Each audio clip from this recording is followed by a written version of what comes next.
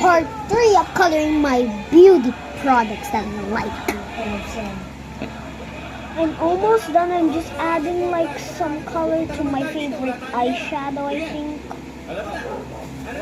And then I'm gonna add like more stuff.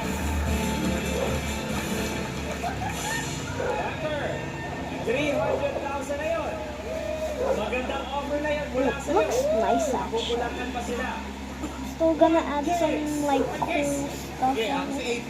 So I'm still adding like some details on it. So like some shadings, all that good stuff. Now I'm just gonna add some like maybe shadings because I'm almost done. So, my favorite brand, Hers. It's the best brand ever.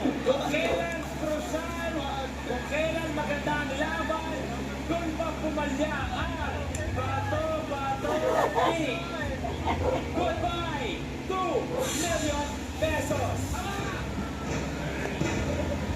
Bumalik ka dito! Bumalik ka dyan! Bunker! Babakuhin, bunker! Oh, my makeup product is named Hers. Pesos! 10 pesos sini! Ready?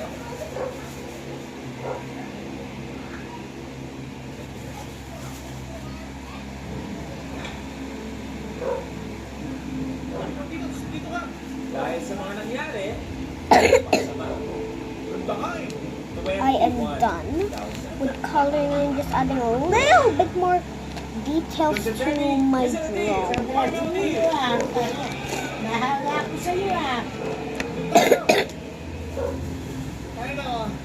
Adding some shadings on the side.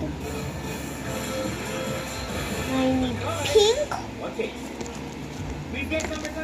Okay, almost done. Just adding the pink for my favorite eyeshadow.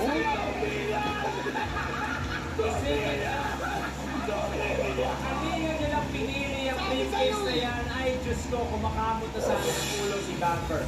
Okay lang. Tingnan talaga. Ay, nako. And I think I'm done. I'm just adding a little bit more designs. So last color, purple. For my favorite